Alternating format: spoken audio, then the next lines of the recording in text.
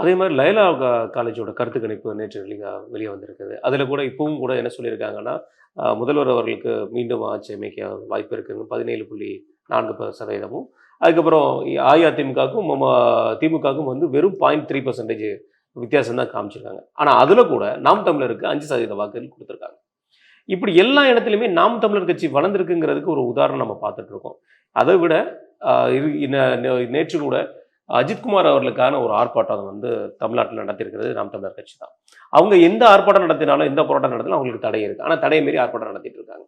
இப்படி ஒரு கட்சி ஸ்ட்ராங்கா ஃபார்ம் ஆயிட்டு இருக்கும்போது, விஜய் அவர்கள் ஏன் அந்த கட்சி பக்கம் கூட்டணி வைக்கிறதுக்கு தயங்குறார்?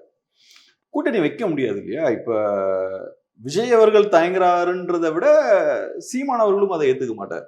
ஏன்னா இப்ப விஜய் அவரோட கட்சியோட கொள்கை என்னன்றதை தெளிவுபடுத்திட்டார். என்ன சொல்றாரு? தமிழ் தேசியமும் திராவிடமும்ன்றார்.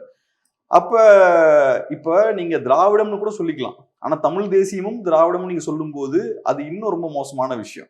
ஏன்னா இப்ப என்டிகேவோட அரசியலே என்ன? ஒரு 15 வருஷமா களத்துல திராவிடம் மோசம் மோசம்னு சொல்லி நீங்க பிரச்சாரம் பண்ணிட்டு இருக்கீங்க. விஜய் என்ன பண்றாரு? திராவிடம் சொல்லிட்டா பிரச்சனை இல்லை, ரைட், இவன் தான் எதிரின்னு சொல்லிட்டு போயிடலாம். தமிழ் தேசியமும் திராவிடம்னு சொல்லும் போது ரெண்டையும் ஒரே தட்டுல வைக்கிறீங்க. தமிழ் தேசியமும் திராவிடம் ஒண்ணுதான்பான்னு கொண்டு போறீங்க. அப்ப நீங்க தமிழ் தேசிய சித்தாந்தத்தையும் நீங்க டைல்யூட் பண்றீங்க. இது இன்னும் ஆபத்தான விஷயமா பாக்குறேன்.